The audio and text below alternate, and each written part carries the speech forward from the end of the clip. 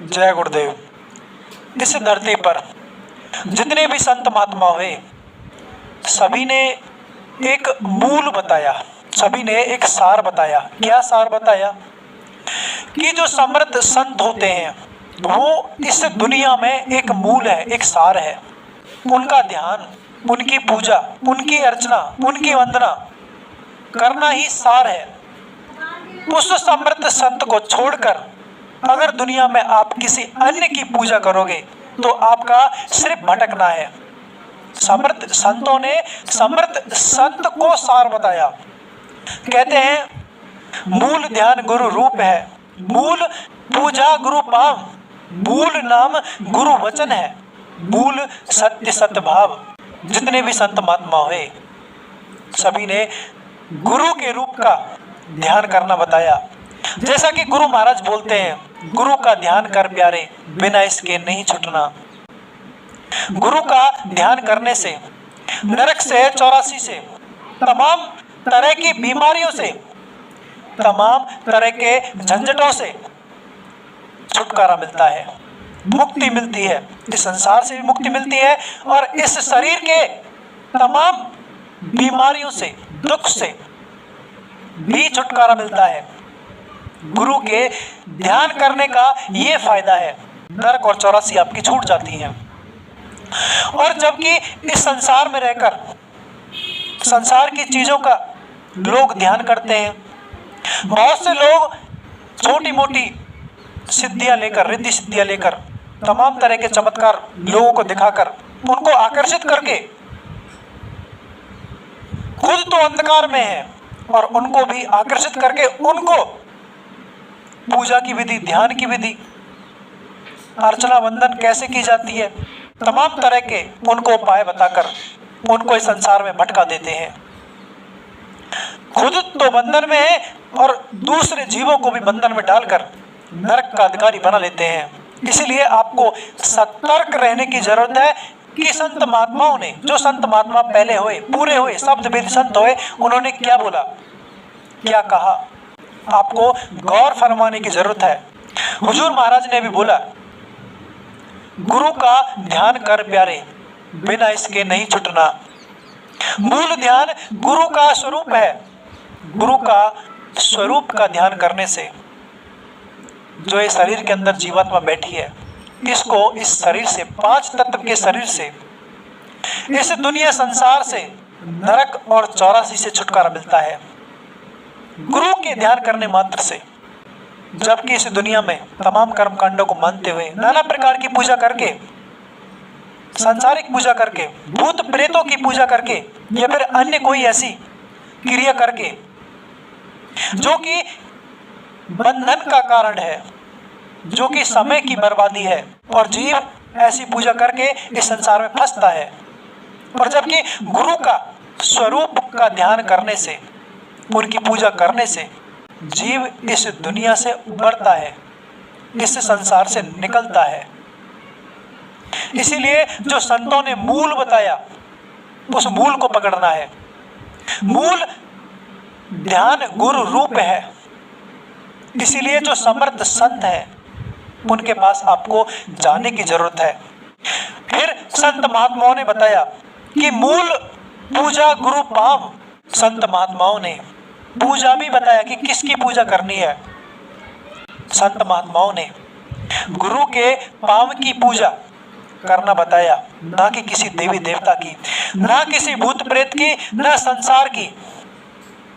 किसी की पूजा नहीं करनी, मूल पकड़ना है, गुरु की पैर की पूजा करना है। जबकि संत महात्माओं ने पहले भी कहा, श्री गुरु नख गनिमन ज्योति, सुमृत दिव्य दृष्टि ही होती।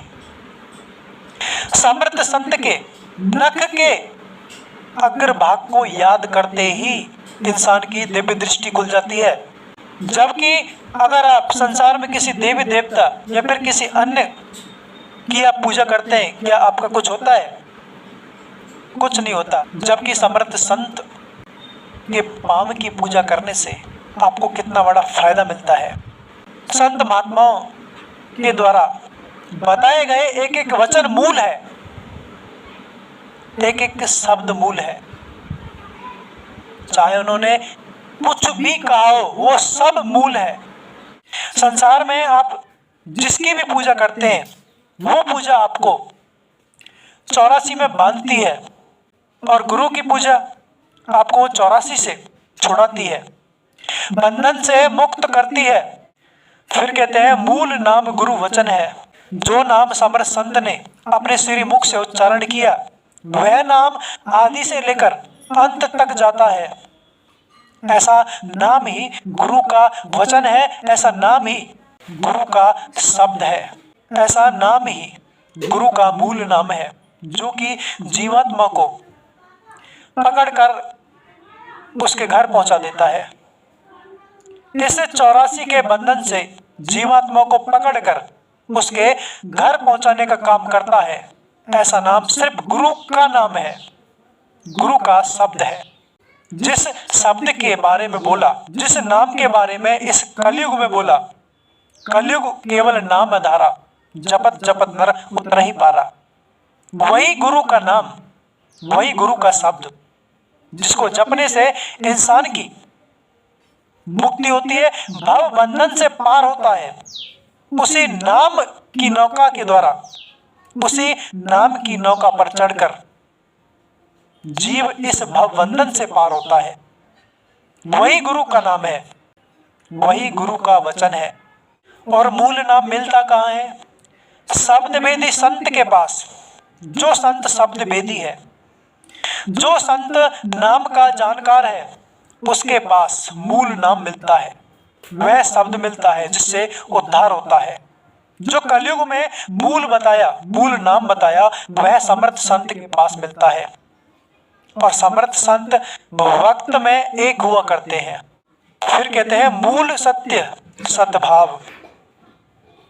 सद्भाव ही मूल सत्य है। गुरु के द्वारा बताई हुई, अपनाई हुई जीवन शैली, जिसमें गुरु की याद, गुरु की तड़प, गुरु के प्रति आकर्षण हो, ऐसा भाव हो कि गुरु ही मेरा सब कुछ है।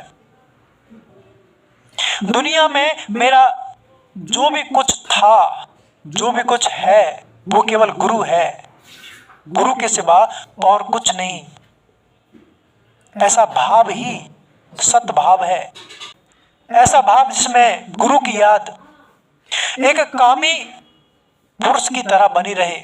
जैसे कामी पुरुष अपनी कामिनी को याद करता है 2400 घंटे, 2400 घंटे लगन के साथ, उसी तरह गुरु की याद बनी रहे, जिसमें अश्रुओं की धारा रुके नहीं, जिसने गुरु के नूरानी चेहरे को एकाकार कर लिया हो।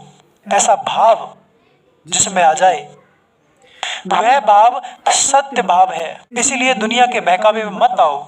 जो संत महात्माओं ने पहले लिख दिया कि मूल क्या है, उसको पकड़कर चलो, उसको पकड़कर अपनी मंजिल को पा जाओ। वरना इस दुनिया में इतना भटकाव है कि अगर एक बार आप फंसे तो आपका निकलना बहुत कठिन हो जाएगा। इसलिए मूल को पकड़ो। कहते हैं गुरु की पूजा में सबकी पूजा, गुरु बिन कोई देव न दूजा। गुरु की महिमा का तो इतना वर्णन है कि शब्दों में बयां नहीं हो सकता। इसीलिए समर्थ संत को पकड़ो। जो समर्थ संत है, जो शब्द भेदी है, नाम का जानकार है, शब्द का जानकार है, वह शब्द भेदी संत आपकी जीवात्मा को, आपको इस धरा से, इस संसार से, नरक से, 84 से आपको मुक्ति देकर आपको अपने घर पहुंचा देगा, आपके घर पहुंचा देगा। समर्थ संत का एक एक वचन मूल है, सत्य है।